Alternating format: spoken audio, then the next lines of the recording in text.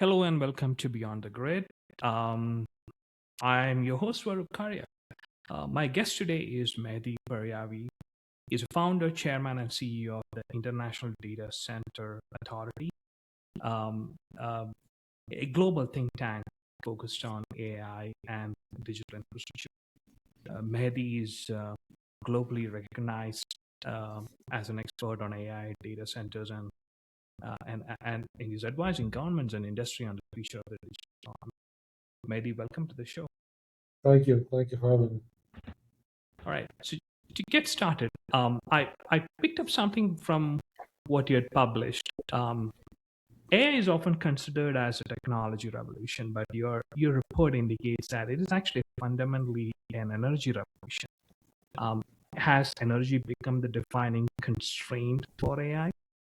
This energy is the defining element and component that needs to be tackled and addressed in a huge way.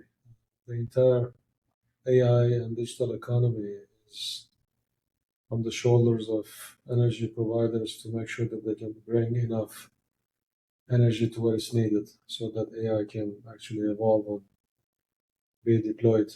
So all the new AI workloads and models, they require immense amount of energy that is not available. Yeah. What are some of the top insights that your report?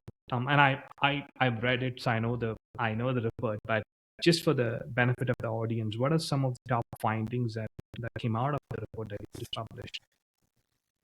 So the biggest finding is that, first of all, nations need to start either building their infrastructure on the grid or start rebuilding the infrastructure on the grid. So whether you're a mature economy and you're mainly in the Western Hemisphere, you're not up to par with the requirements of digital economy. It is absolutely essential for you to revisit your pipelines and your plans in order to make sure that you do not fall short of the AI promise. And if you are an emerging country, an emerging nation, this could be your very chance to actually come on the global digital economy stage and become a key player and use the absence of energy in other mature countries to show yourself as a destination. This is a once in a lifetime opportunity, I think, for the world to come together and tap into the opportunities that AI brings to the table in terms of economic viability. Yeah.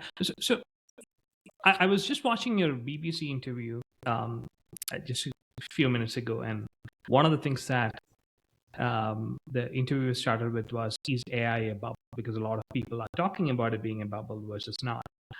If you look at the stock market, the way it's fluctuating, companies are losing money on AI, companies are gaining money on AI. A new news comes out, and all of a sudden you see several basis points change in some of the key stocks. What's your uh, impression about that statement, AI being a bubble versus something real? And is are people overreacting to some of these signals that's coming out? Well, we are living in a bubble economy to begin with. So when one person can put out a tweet and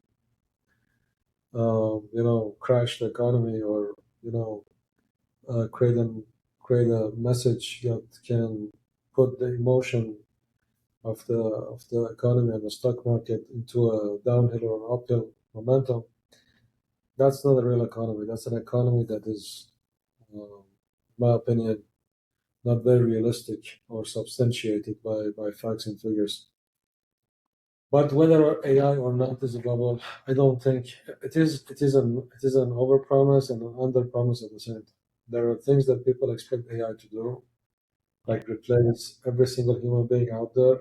That's not going to happen, at least for not for the next 5 to 10 years.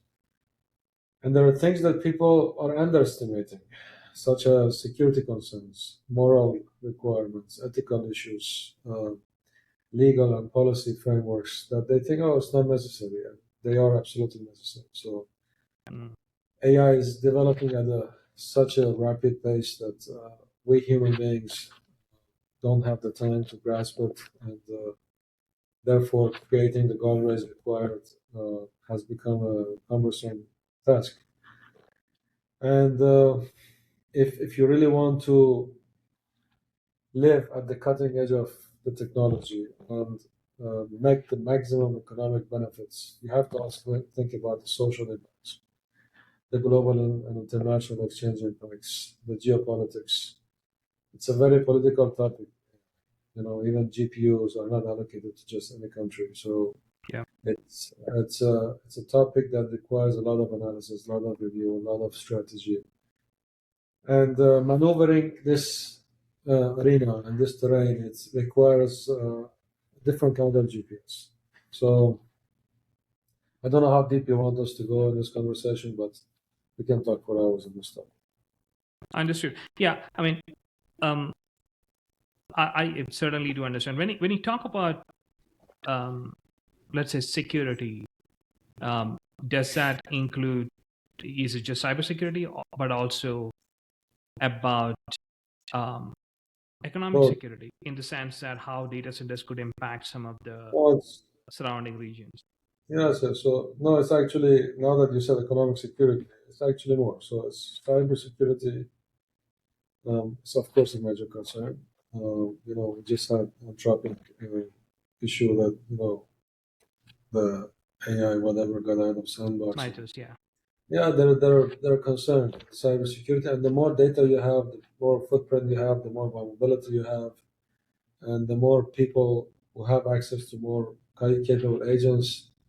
It's just a growing threat. You also have physical security issues. Yeah. AWS data center got blown up 3 days ago during the conflict. So there is physical concerns at the level that did not exist before. Data centers are becoming a number one target when there is time of conflict or issues between two countries. How do you shield? Do you put an iron dome around the data center? How do you do it? So that takes us to Yeah. the topic of data center hubs and digital hubs, and how do you secure them, and so on and so forth. Then economic security. You don't have, well, before that, you have national sovereignty. So how do Yes. you build national sovereignty? If you have to rely on other countries to render your data for you, you're not a sovereign nation. So how do you build the AI capability that keeps you sovereign? And then once you're sovereign, how do you create an economic value chain that can benefit from that sovereign capacity? How do you make sure that economically benefiting from the virtues and the values and the wealth creation that AI can potentially create? So yes, I mean all of those are major topics and they require their own conversation. How do you view the massive pushback that's coming against data centers from some of the population centers, right? If you've consistently been in the news about town halls where people have been pushing back, there's Yes, concerns being raised around, hey, my energy price is going up, my water of course, bed is getting polluted, and these very stuff. So natural. how do you?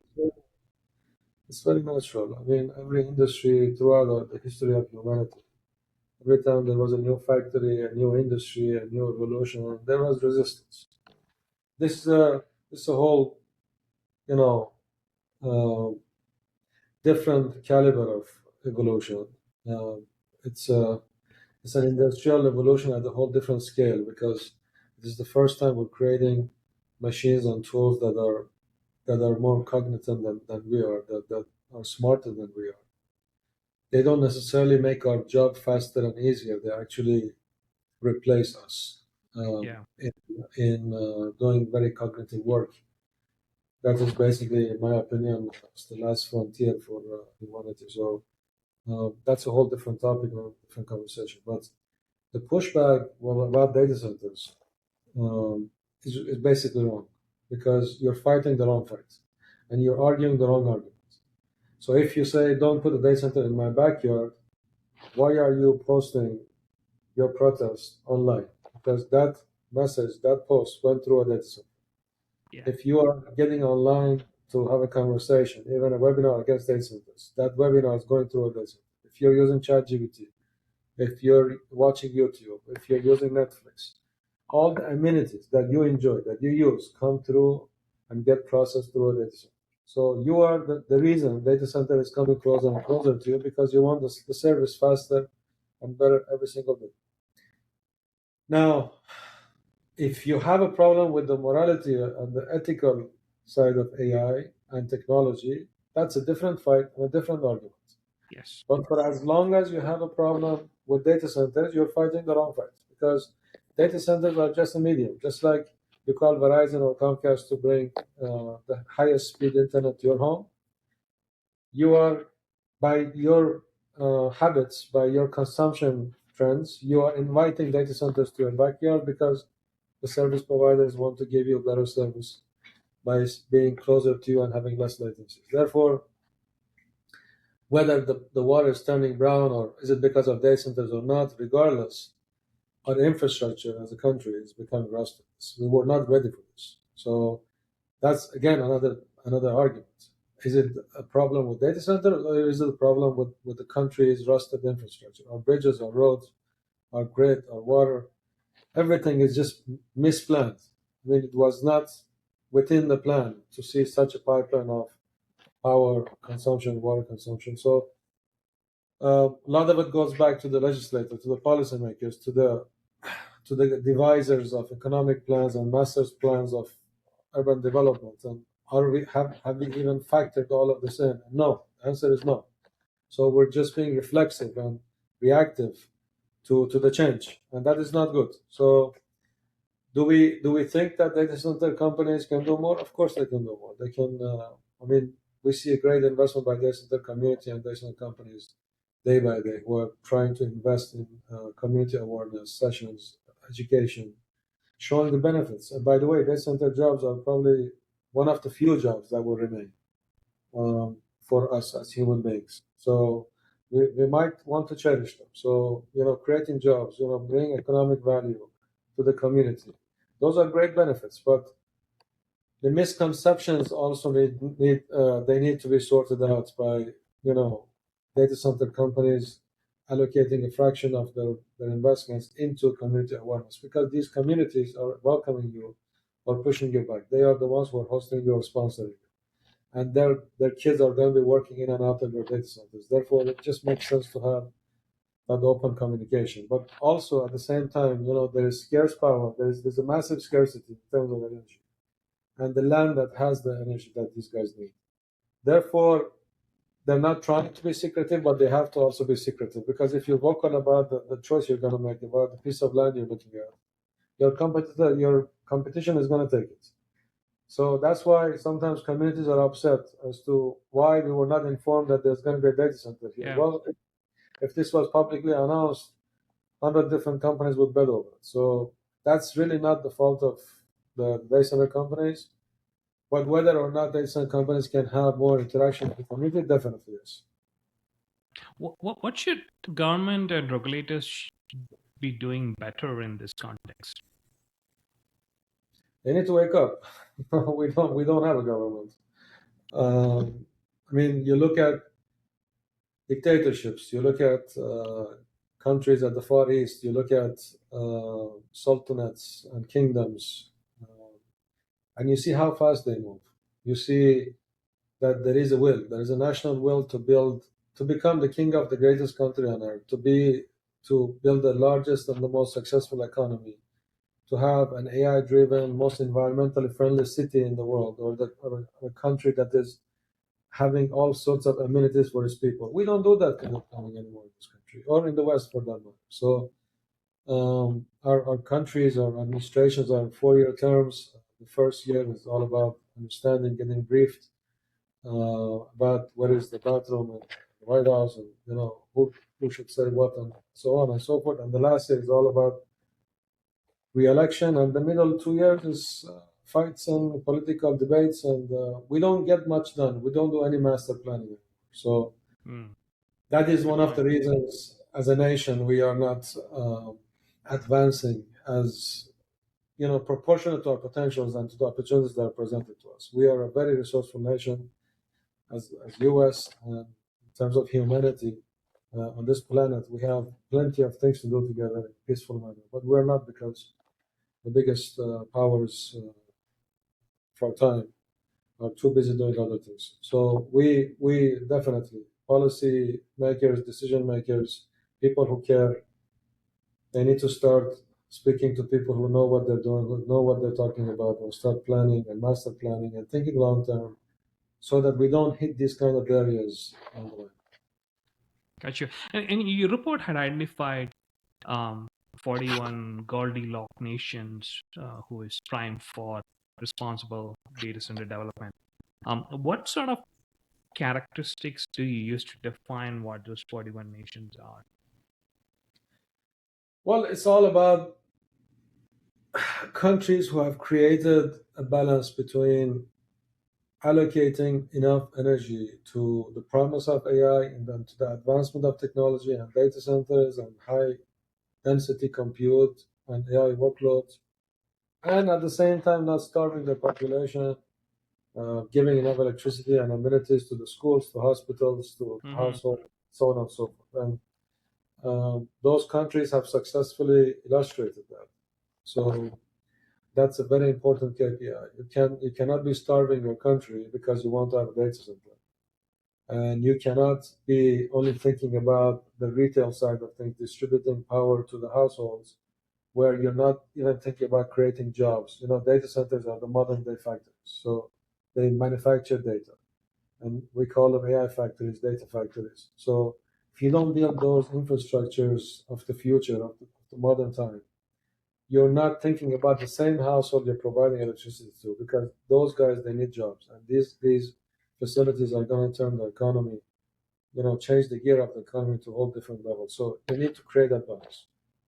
Yeah, and from that context, I did see, again, I'm not saying that this is valid or not valid, but I did see some countries that was like surprising to me, right? For example, there was like several South American countries in that list, um, So, several Middle Eastern countries. Middle East, I understand about what you talked about, certain aids and the will to move forward.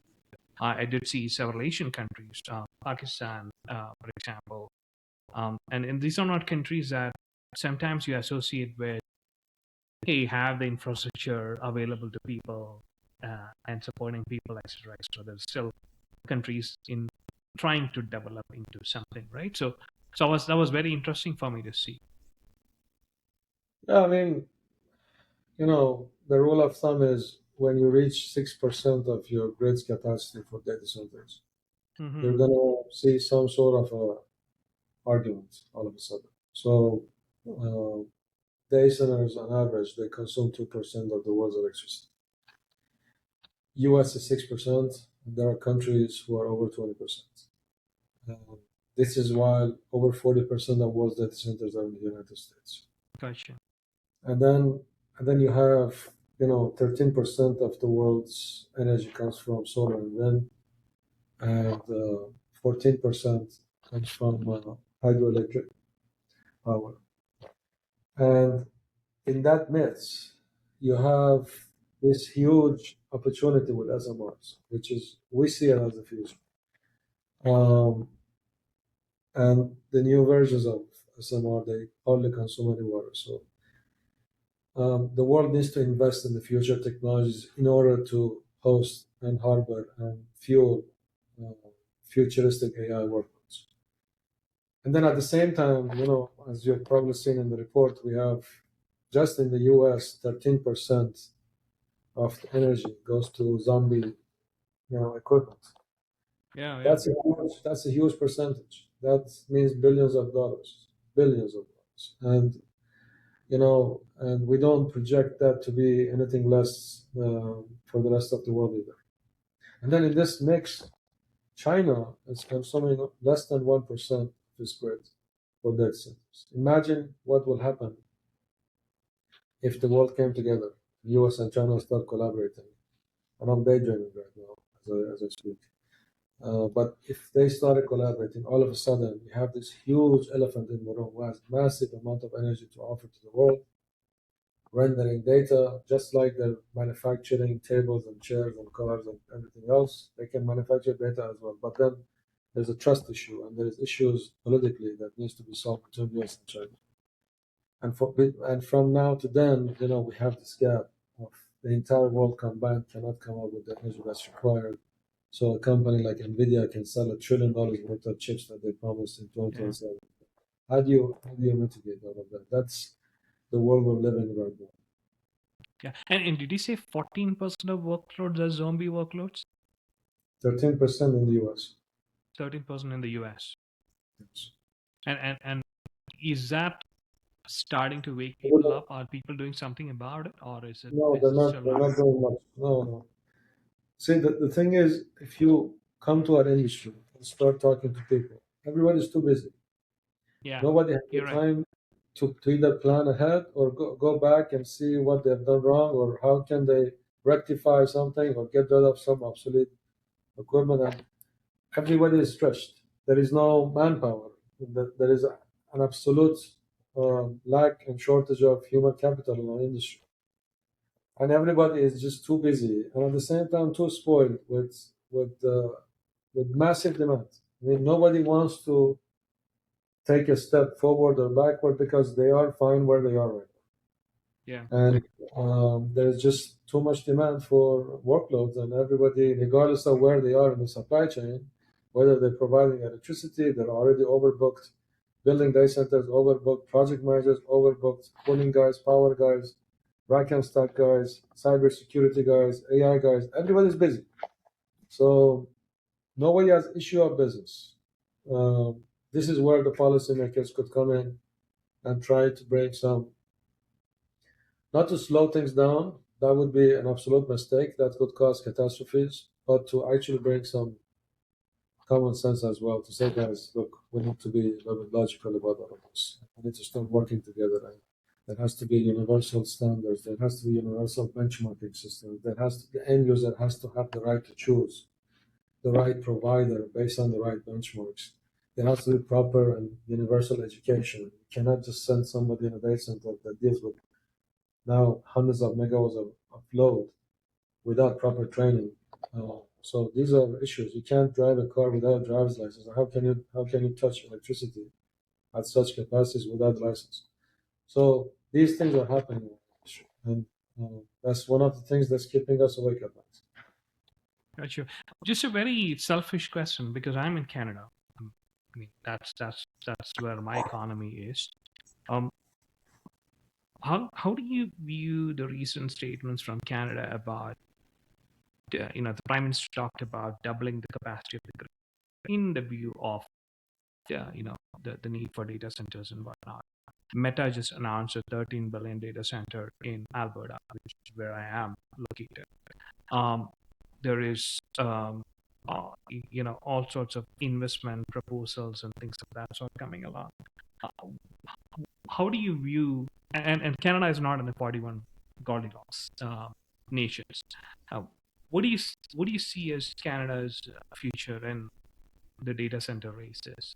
Or do you have data Canada, points of yeah, Canada, if it wants to stay an independent nation and not become another state of the United States, and this is not funny, by the way, it needs to become a sovereign nation. You need to become sovereign in the modern day. It doesn't mean boundaries or borders. It means you need to have sovereign data. It means you must be at the data cutting edge of sovereignty? technology. You need to have data sovereignty. You need to have your own providers. You need to be reliant on your own capabilities and competencies. Canada today uses about 2% of its grid for data centers, and Yeah, it has a long way to go. It has a good, mid-range population where human capital is not in shortage. Is that it has great energy resources. It is one of the biggest, reservoirs of natural gas and water and you name it. So the resources that Canada offers, even United States needs it. So you're sitting on gold mine there. And in terms of Alberta, it's compared to more liberal governments of Ontario and Quebec. I think all bets are on Alberta. Um, but it's a great country and it has amazing potentials. Therefore, with the right planning and with attracting the right investment, I think it will be in a good place. One opportunity that Canada has is being right next to the United States, yeah, um, taking advantage of having this massive economic giant as your neighbor in a good way, and also learning from his experiences. But this time, instead of growing organically, you really don't have the time to grow organically like the US IT economy did.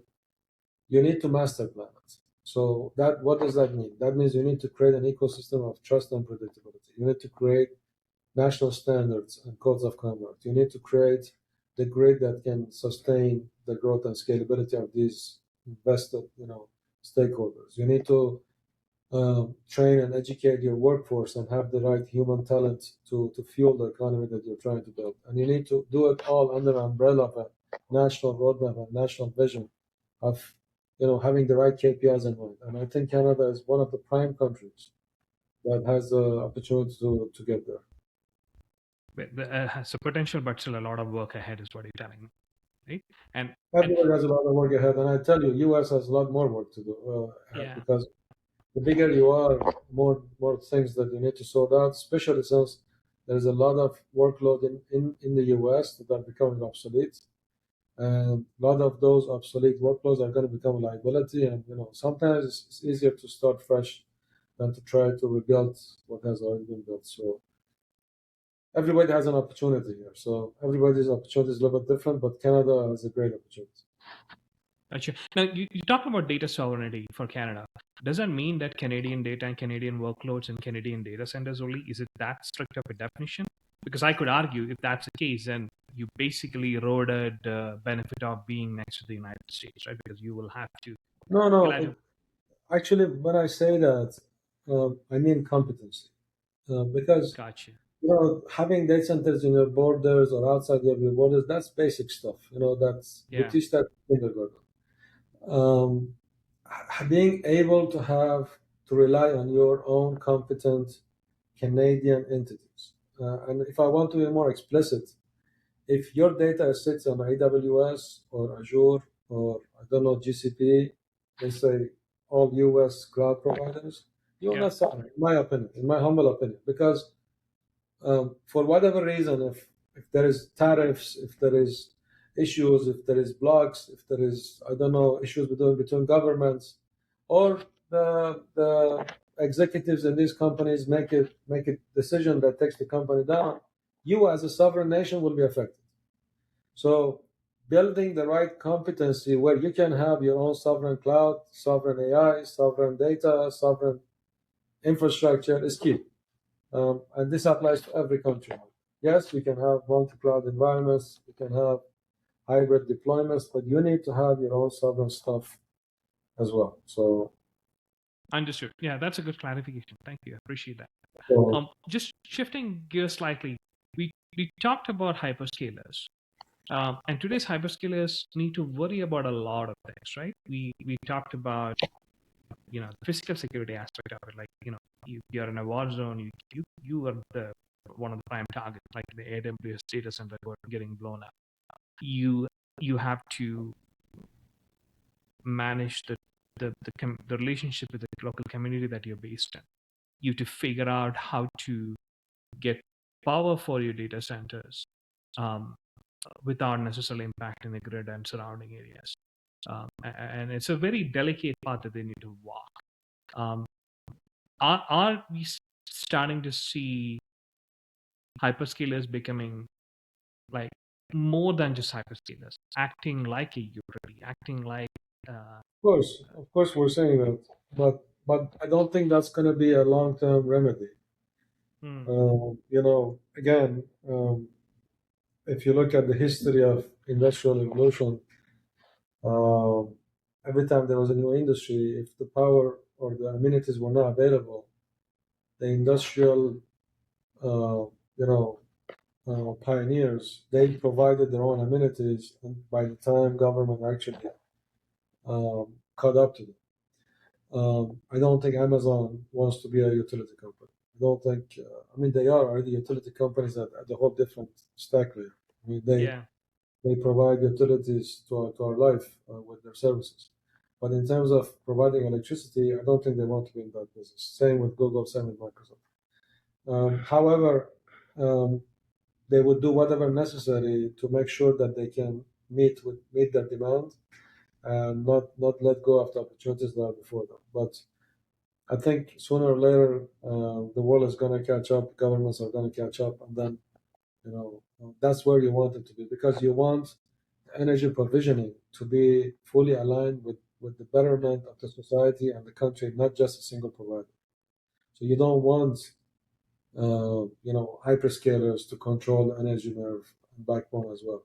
You want them to be a consumer to it. And that is within a grander scheme of national planning and economic planning, where you create energy at certain rates for certain people, for different classifications, because you have an agenda to empower this community, empower this entity in that industry. And therefore, it's short term. I don't think this is something that we should bank on for long term. Understood. You in your role, you do interact with a lot of government officials, CEOs, etc. Are there examples of countries, people who just get it, who gets what this is all about, who understand what it takes to do it, or even somewhere closer to? Are there examples of countries or government officials or companies like that? Yes, of course. There is. I don't want to be biased here. We deal with a lot of governments who are Yeah. extremely uh, agile, robust, visionary, determined, and quick.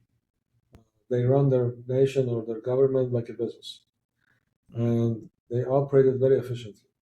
You don't have to go through bureaucracies that you usually do in certain countries.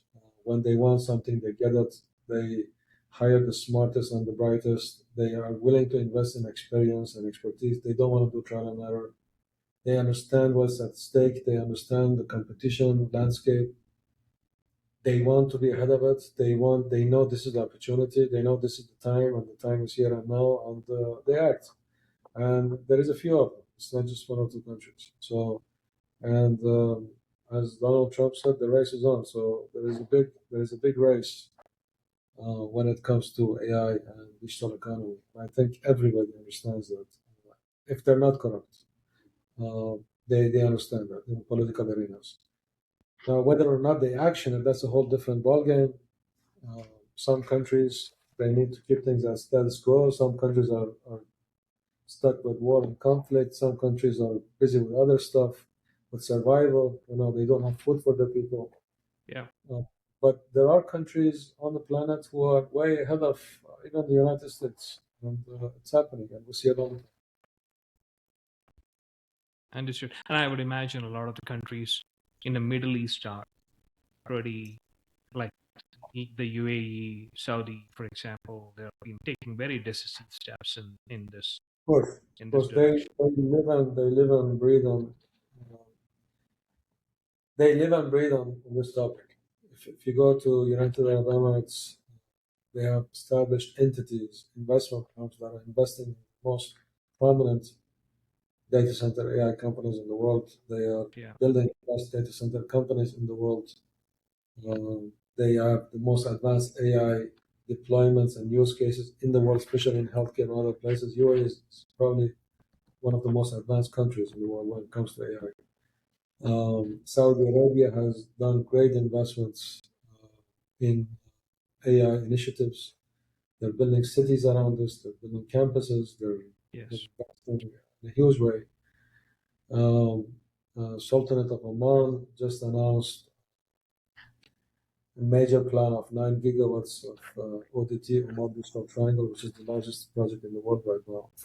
In one shot, three data center cities, each one with 3 gigawatts, all AI based, all supercompute. And these countries, they don't joke. They're busy. They're serious, and we are praying and hoping that these recent conflicts don't delay their plans and don't disturb all the good things that they're putting together. And I mean, that region with all its riches and resources and determination deserves a better forecast. So let's see. So if you were to get an opportunity to talk to some of the leading CEOs, government officials, what are some of the things, maybe 2 or 3 things that they have to make decisions on within the next 4 or 5 years? First advice, I would say, don't consider myself somebody who should give advice, but first I would say think outside the box always. Don't just follow the patterns. Don't just follow everybody else. Stay independent. I think staying independent thinkers is very important, especially now with ChatGPT and all that stuff, because everybody's thought process becoming redundant of each other, and everybody's googling the same thing, searching the same thing, and getting the same answers, and um, that will kill innovation, in my opinion. So stay independent and cognizant and thoughtful, and always think outside the box. The next advice I have is invest in your human capital. We just released a human dependency index. Everybody is trying to sell, fire 5,000 people and deploy AI agents. We're doing that. We're saying which jobs you should not get rid of, because once you get rid of that human asset, there's no way to replace it.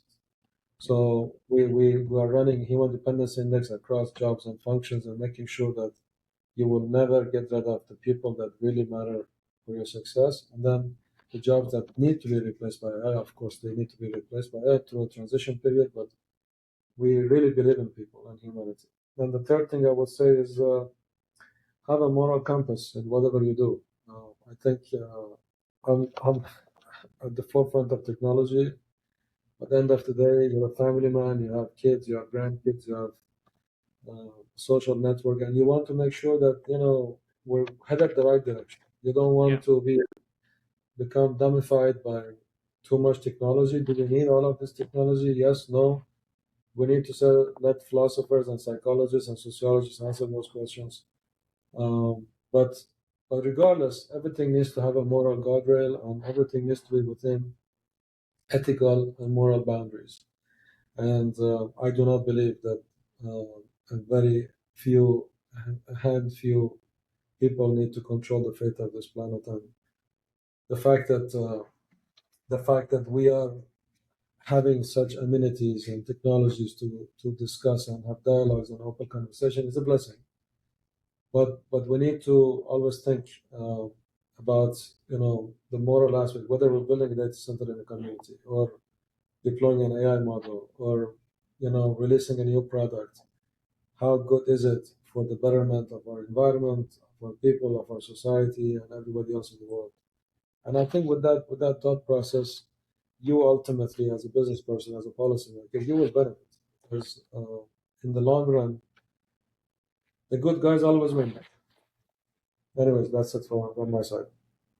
Awesome.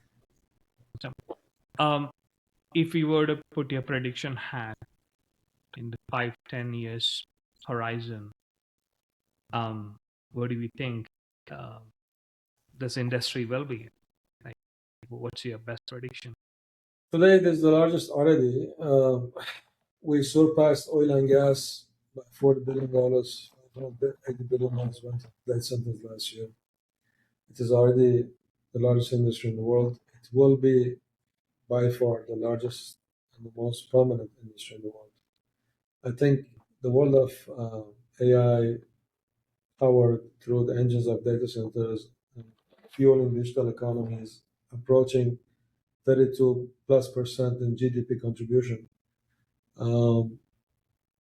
will be the way of life, will be life as we know it. And without digital economies, there is no life, there is no economy, there is total collapse. We go back to Stone Age. So we have to make sure that we keep on advancing and evolving, but at the same time, we make sure that we do not sacrifice ourselves and our communities in doing it. So it needs cross-functional, cross-social and economical exchange and dialogue and education and collaboration and a lot of strategic and visionary leadership to get us there. Awesome. Thank you. We are about to wrap up, but anything that you wanted the audience to know, any subject from the report that we did not cover, gives an opportunity for you to. No, I think we're good. I think you covered it all, and we're always here to answer any further questions. All right. Thank you. Thank you, Mehdi, for taking the time out, and congrats on the report. Exceptional piece of work. I did definitely read through it, and the thoroughness was truly impressive. Thanks for putting all those insights out in the world, and hopefully we can collaborate at a future time. And all the best with everything that you do. Thank you very much. Bye.